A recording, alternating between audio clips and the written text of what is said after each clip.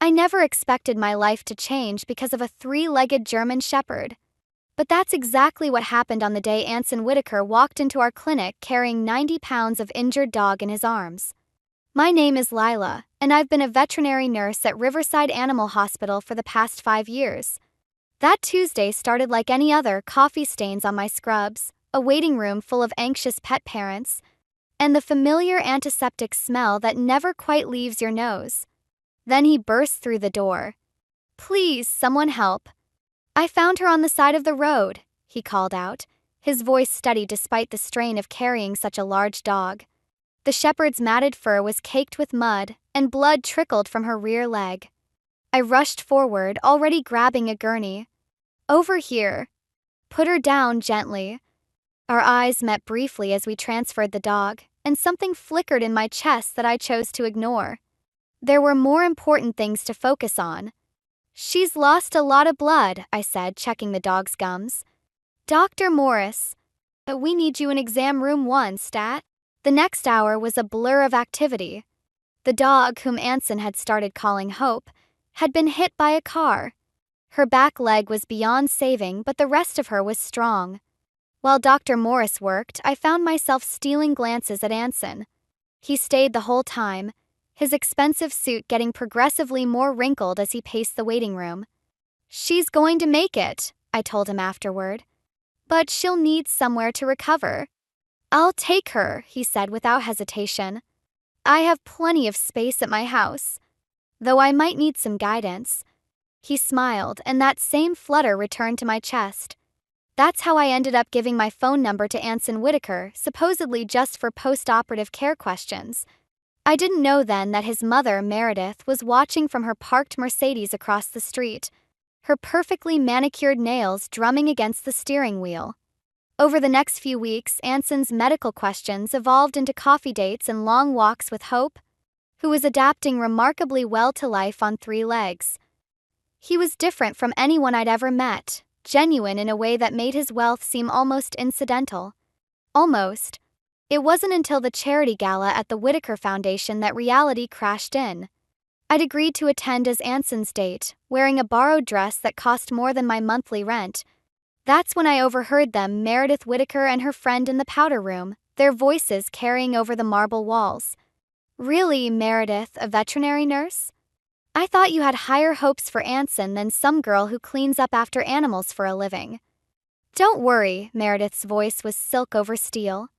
"These little diversions never last. The Whitakers have standards to maintain. We can't have outsiders thinking they can simply marry their way into proper society." My hands froze in the middle of washing them. Through the mirror, I caught Meredith's reflection as she adjusted her pearl necklace, her eyes meeting mine with calculated precision. She'd known I was there the whole time. I left the bathroom on shaking legs, my mind racing. Anson found me moments later, his face bright with excitement. "There you are. Come on, I want you to meet my grandmother Eleanor. She's the only one in this family whose opinion I actually care about."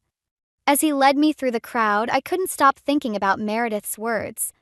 But more than that, I couldn't shake the feeling that this was just the beginning of something much bigger than a simple clash of social classes. I had no idea then just how right I was, or that Hope wouldn't be the only one learning to stand strong on fewer legs than she started with. Meeting Eleanor Whitaker was nothing like I expected. While Meredith's words still echoed in my head, the family matriarch took one look at me and broke into a warm smile that reached her eyes. "So you're the one who helped save Hope," she said, reaching for my hands. "Anson hasn't stopped talking about you." The Whitaker mansion's dining room could have swallowed my entire apartment whole. Crystal chandeliers cast rainbow shadows across the mahogany table where we sat for what Anson had promised would be just a casual family dinner. Nothing about the Whitakers was casual. "Lila works at Riverside Animal Hospital," Anson said proudly, squeezing my hand under the table. "She's actually the one who taught me everything about caring for Hope." "A veterinary nurse," Meredith cut in, her voice dripping with false sweetness. "How nurturing. Though I imagine the pay must be challenging, especially in this economy." I felt Anson tense beside me. "Mother, I'm actually quite comfortable," I replied, matching her tone. There's something rewarding about work that makes a difference. Eleanor's eyes sparkled with interest. Indeed. I've always believed that true worth isn't measured by a bank account. Douglas, remember when you started as an intern at the company? Douglas Whitaker, Anson's father, looked up from his phone. Different times, Mother. The world expects more now. The world, Meredith added, sipping her wine, has standards. Speaking of which, Anson, the Prescott's daughter Caroline, is back from Europe. She's taking over their foundation's charitable division. That's nice, Anson replied flatly. I'm sure she and her trust fund will be very happy together. Tension in the room thickened. A maid appeared silently to clear our plates, and I noticed how Meredith barely acknowledged her existence. But Eleanor thanked her by name, Maria, and asked about her son's college applications. Lila, Eleanor said suddenly, would you help me fetch the dessert? Maria can take a break. In the kitchen, Eleanor's posture changed. My daughter-in-law means well, but she forgets where she came from sometimes. We all start somewhere. She handed me a crystal serving dish. Don't let her intimidate you, dear. I see how Anson looks at you. Before I could respond, we heard raised voices from the dining room. This isn't about Caroline, Anson was saying. This is about you trying to control my life like always. I'm trying to protect you, Meredith shot back. You have responsibilities, expectations. The only expectation I care about is being happy, Mother. Lila makes me happy. We returned to find Meredith standing, her hands pressed flat against the table. You've known her for what, 2 months? This infatuation will pass. Like yours did with Father? Anson's words cut through the air like a knife. The room went deadly quiet. Douglas finally looked up, his face dark. That's enough. I set down the dessert with shaking hands. I should go. Lila, wait. Anson started to follow me, but Eleanor caught his arm. Let her breathe, dear. Sometimes space is the kindest gift we can give. As I drove home, my phone buzzed with messages from Anson. But it was the last one that made me pull over. I'm sorry about tonight, but I want you to know I've never been more sure about anyone in my life. Meet me tomorrow at the clinic? Hope needs her checkup and I need to see you. I sat there, staring at my phone when another message appeared, this one from an unknown number. Dear Lila, this is Eleanor. I saved your number from Anson's phone. There's something you should know about Meredith. Coffee tomorrow? Some stories are better told in person. My thumb hovered over the reply button. Whatever Eleanor knew, it could change everything. The question was, did I want it to? I thought about Meredith's smug smile, about Anson's defense of our relationship, about Eleanor's knowing looks. Maybe it was time to learn exactly what kind of family I was dealing with. I typed back, name the place and time. Eleanor chose a small cafe far from the Whitakers' usual haunts for our meeting. When I arrived, she was already there, looking less like the family matriarch and more like someone's favorite grandmother in her casual sweater and pearls. Hope trotted beside me, her 3-legged gait now confident and sure. Before we begin, Eleanor said, sliding a manila envelope across the table, you should know that showing you these could cause quite a stir in our family. Inside were photographs, old ones, their edges worn. A young woman in a waitress uniform stood outside a diner, her smile bright and determined. Took me a moment to recognize Meredith. Joe's Diner, 1985, Eleanor explained. That's where Douglas first met her. She was putting herself through community college, working double shifts. My coffee grew cold as Eleanor told me the story. How Meredith had grown up in a trailer park. How she'd reinvented herself after marrying Douglas, methodically erasing every trace of her past. How she'd even changed her accent. The society pages called it a Cinderella story, Eleanor said. But Meredith, she never stopped being afraid someone would discover her secret. She built walls around herself, around this family. And now she's terrified of history repeating itself, I finished, the realization hitting me hard. But why tell me this? Because you need to understand what you're dealing with.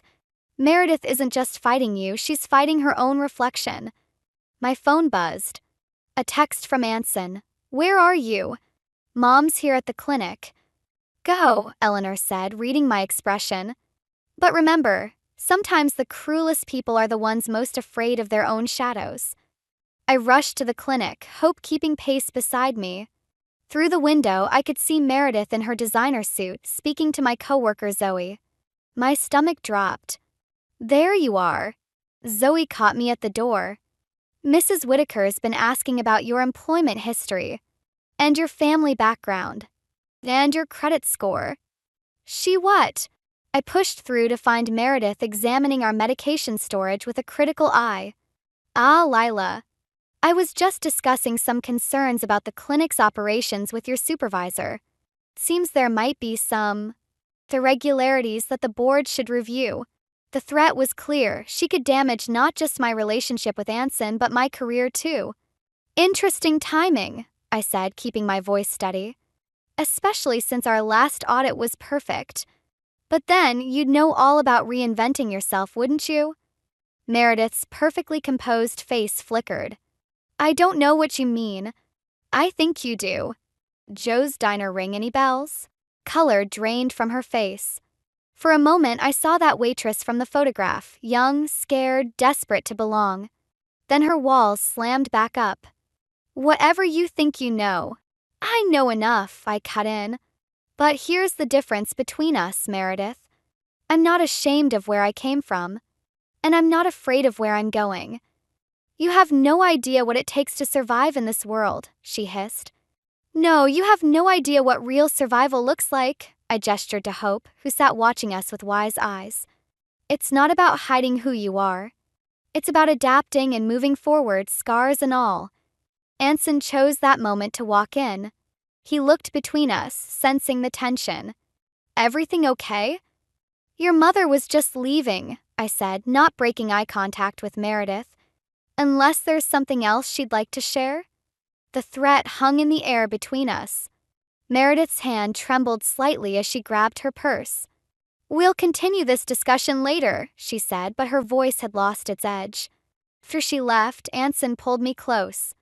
What was that about? I watched through the window as Meredith got into her Mercedes, her shoulders shaking slightly.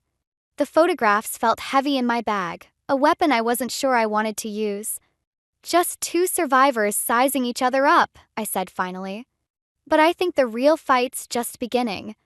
The manila envelope sat on my coffee table like a loaded gun.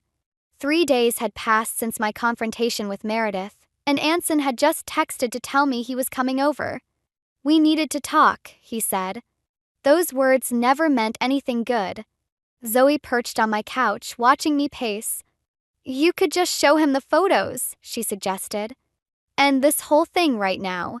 And prove Meredith right? That I'm exactly the kind of person who'd destroy a family to get what I want. She's trying to destroy your career, Lila. Sometimes you have to fight fire with fire. A knock at the door made us both jump. Hope bounded over excitedly. She always knew when Anson was near.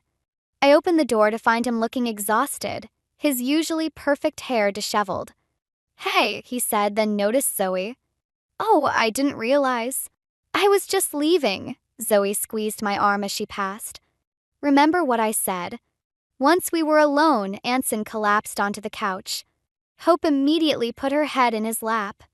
Mother's called an emergency family meeting for tomorrow night.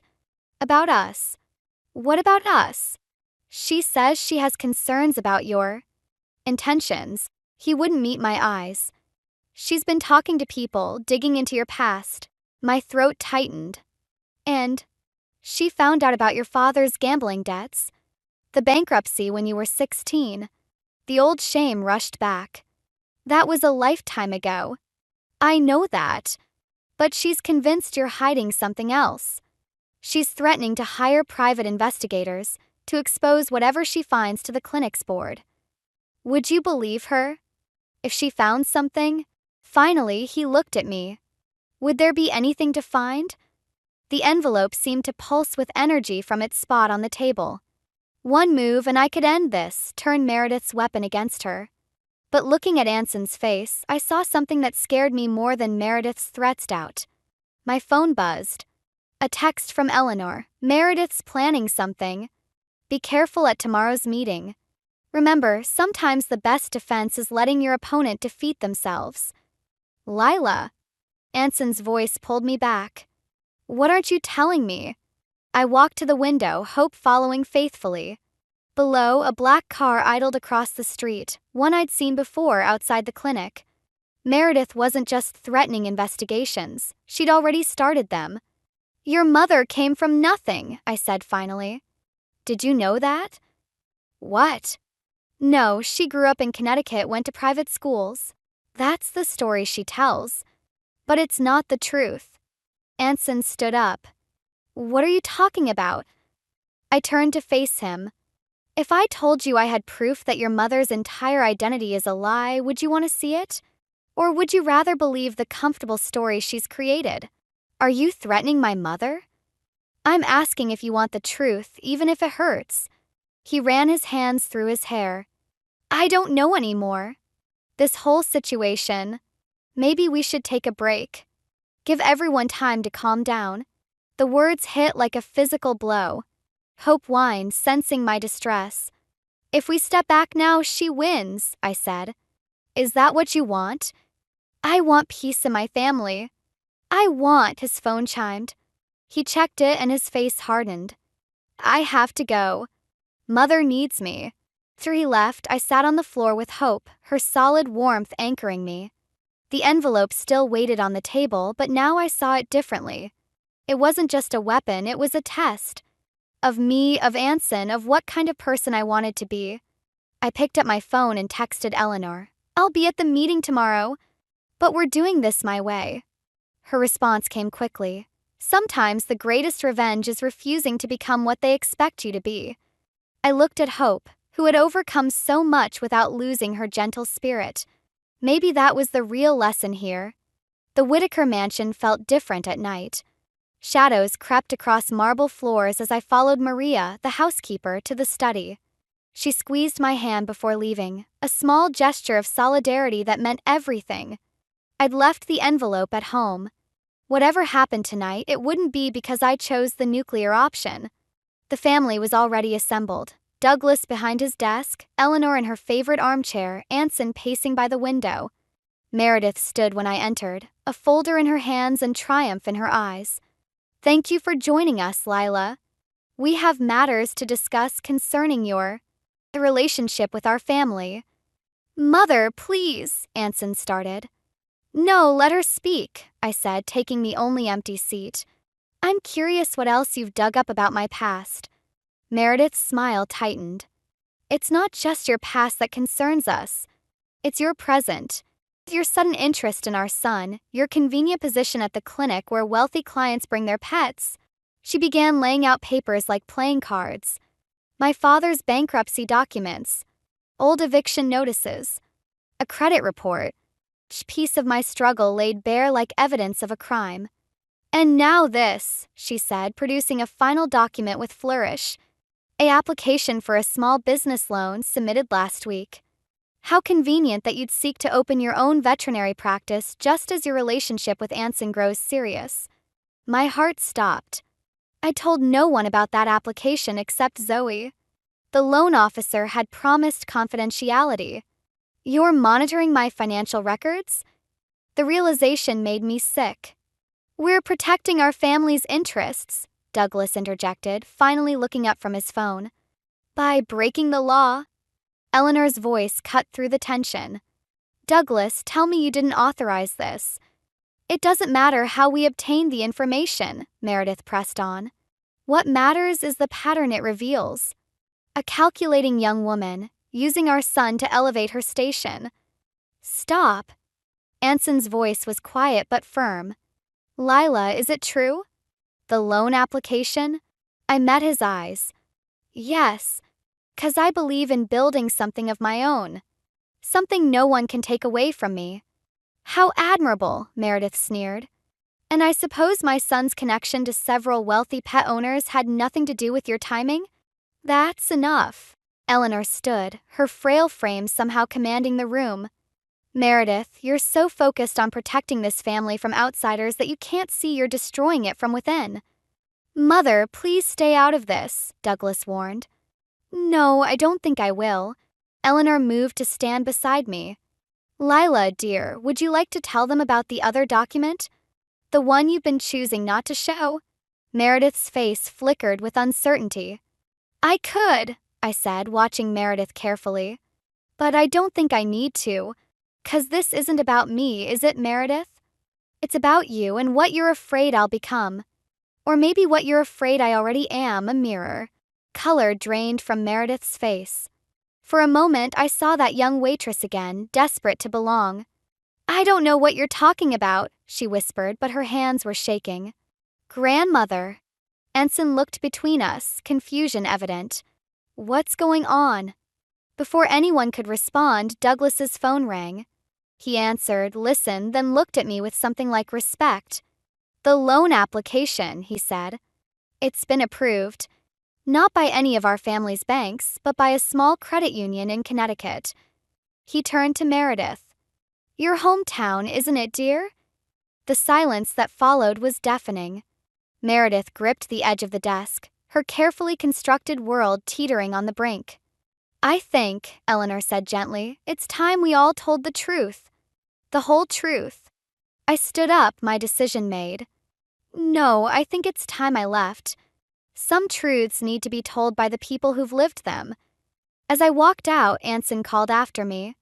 But I kept going, Hope's lessons about survival echoing in my mind. Sometimes moving forward means letting go of the need to win. Behind me, I heard Meredith begin to cry. 3 days after I walked out of the Whitaker mansion, Anson proposed. Not with a carefully planned speech or expensive dinner, but in the clinic parking lot. Rain soaking through our scrubs after treating an emergency case together. Should have been perfect. Instead, it felt like the beginning of the end. The engagement party at the Whitaker estate was Meredith's idea. One last chance, she'd said, her voice hollow, to do things properly. She hadn't spoken about that night in the study, and neither had I. The photos remained hidden in my apartment, a loaded gun I couldn't bring myself to fire. I should have known better. The ballroom sparkled with crystal and old money. Hope wasn't allowed inside, not appropriate for such an occasion, Meredith had insisted. I felt her absence like a missing limb. You look uncomfortable, Eleanor observed, appearing beside me. Like you're waiting for the other shoe to drop. Aren't I always with this family? She squeezed my hand. Meredith's been unusually quiet these past few days. Be careful. I spotted Anson across the room, surrounded by his parents' friends. Caught my eye and smiled, but didn't come over. We'd barely spoken since the proposal, both pretending everything was fine. Then Meredith clinked her glass for attention. I'd like to propose a toast, she said, her voice carrying across the suddenly quiet room. To new beginnings. To truth. To family. My stomach dropped. Eleanor gripped my arm. Many of you know how protective I am of my son, Meredith continued. How I've always wanted the best for him, which is why it pains me to do this. She nodded to Douglas, who pressed a button. The ballroom screens lit up with security camera footage me entering my apartment building late at night. With James Harrison, one of the clinic's wealthy clients. Taken last week, Meredith announced. And the week before that. Always late at night. Always when Anson was away on business. The room erupted in whispers. I stood frozen, remembering those nights, the emergency calls about Harrison's sick dog, the late-night treatments, confidential discussions about investing in my future clinic. Mother, stop this, Anson's voice cut through the chaos. But he wasn't looking at me. The timing of her loan approval is interesting, isn't it? Meredith pressed on. Right after these. Meetings began. It's not what you think, I started, but my voice sounded weak even to me. What I think, Meredith's voice turned sharp, is that you've been playing us all. Using my son while securing your future with one of our oldest family friends. James Harrison is my business partner, I finally managed. He's investing in my clinic because he believes in my work. That's all. Is that why you kept these meetings secret? Why you never mentioned them to Anson? I looked at Anson, saw the doubt in his eyes. I wanted to tell you, but after everything with your mother, I was afraid. Afraid we'd see the truth? Meredith smiled. Well, now everyone can see it. The room spun. I saw the judgment in their faces, heard the whispers. Even Douglas looked away. Enough. Eleanor's voice cracked like a whip. Meredith, you've gone too far. But Meredith wasn't finished. I have the contract here signed last week. A very generous investment with some interesting conditions about future client relationships. She was twisting everything, turning my dream into something dirty. And Anson still hadn't moved. I walked to the center of the room, facing Meredith directly. You want to talk about secret meetings? Secret contracts? Should we discuss Joe's diner, Meredith? Should we talk about where you really came from? The room went deadly quiet. Meredith's face drained of color. Go ahead, she whispered. Show them. Prove exactly what kind of person you are. I felt the weight of every eye in the room. Saw Eleanor's sad smile, Douglas's calculating gaze, Anson's confusion. In that moment, I understood I could win this battle, but I'd lose everything that mattered. Without another word, I turned and walked out of the ballroom. Behind me, I heard Anson call my name, but I didn't stop. Some victories aren't worth the cost of winning. I found Meredith in the garden, exactly where Eleanor said she'd be. She stood among her precious roses, still wearing her party dress, though the perfectly styled hair had come undone. The manila envelope felt heavy in my hands. Come to finish what you started, she asked without turning around. To expose me to everyone who's left? Most of them already left after your performance. I moved closer, watching her shoulders tense. But that's not why I'm here. She laughed, brittle and sharp. Then why? To gloat? To tell me how I've become everything I feared. To give you these. I held out the envelope. They belong to you. Finally, she turned. Her mascara had left dark trails down her cheeks, but her spine was still steel straight. I don't want your pity.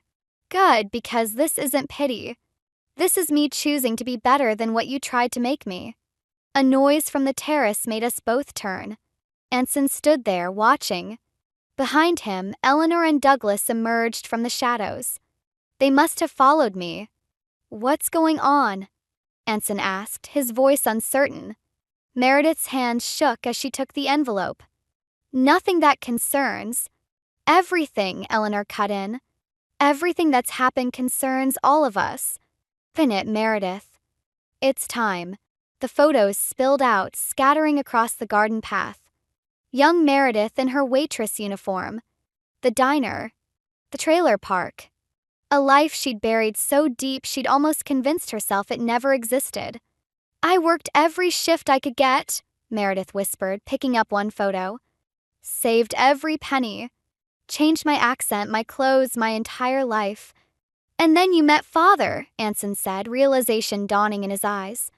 I loved him, Meredith's voice cracked. But I loved what he represented more. Security. Respect. Never having to feel ashamed again. So you became someone else entirely, I said quietly. And when you saw me with Anson, I saw myself. Everything I'd run from. Everything I'd fought to forget. She looked at me directly for the first time.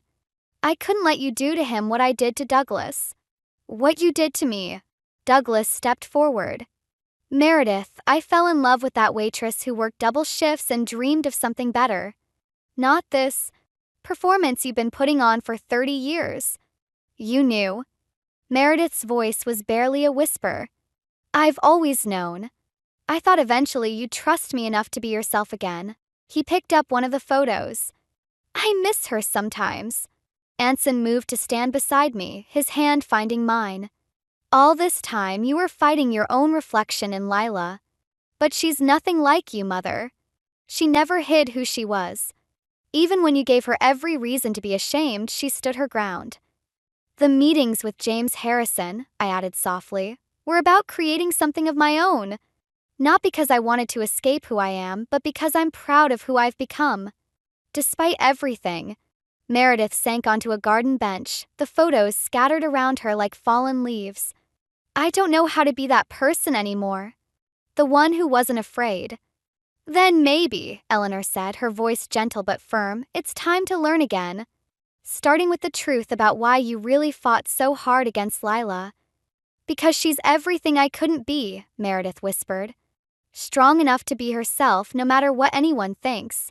The garden fell silent except for the distant sound of departing cars. The last of the party guests, leaving with fresh gossip about the Whitaker family drama. What happens now?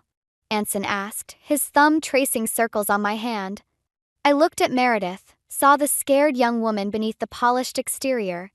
Now we all decide who we want to be. Not who we think we should be. Meredith stood slowly, gathering the photos with trembling hands. I don't deserve your forgiveness. No, I agreed. But maybe we both deserve a chance to start over. The night air shifted, carrying the scent of roses and possibility. Sometimes the greatest victory isn't in destroying your enemy, but in refusing to let them destroy themselves.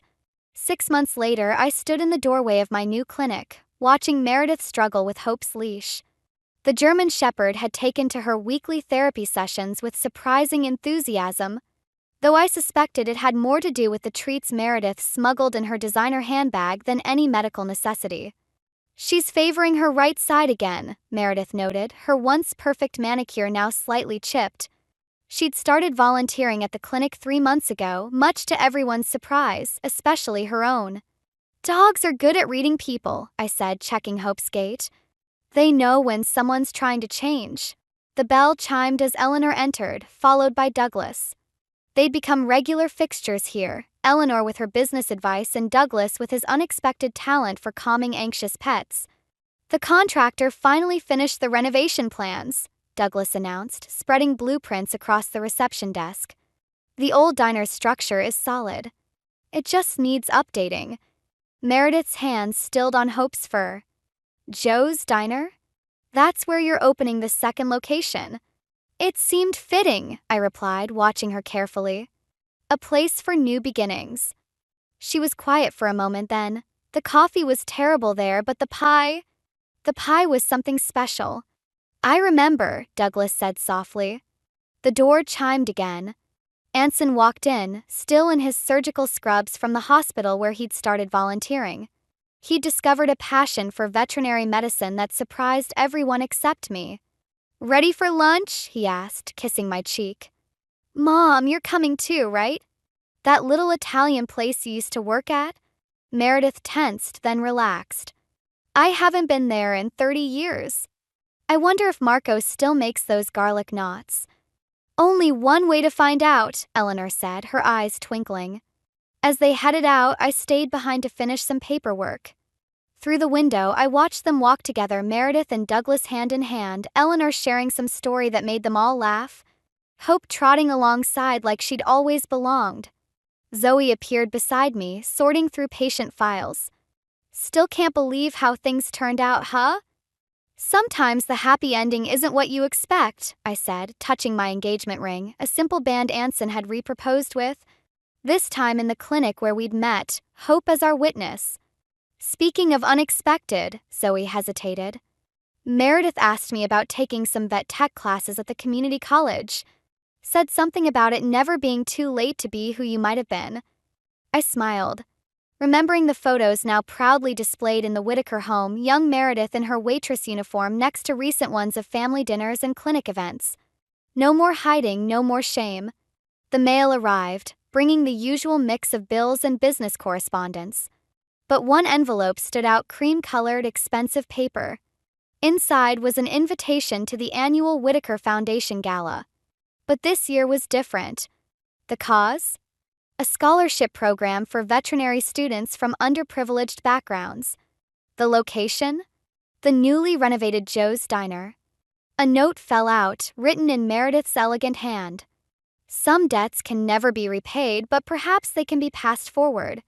Thank you for showing me that the person I was running from was the person I needed to become again. M. I tucked the invitation away, thinking about revenge and redemption, about the ways we hurt people by hurting ourselves. About how sometimes the greatest act of love is letting someone find their way back to themselves. Hope barked outside, impatient for me to join the others for lunch. Through the window, I saw Meredith laugh, a real laugh, unguarded and free. She caught my eye and nodded, a gesture of understanding between two women who had learned that the strongest foundations are built on truth, not pretense. I grabbed my coat and headed out. After all, I had a family waiting for me, and they were exactly the kind of imperfect I'd always needed them to be.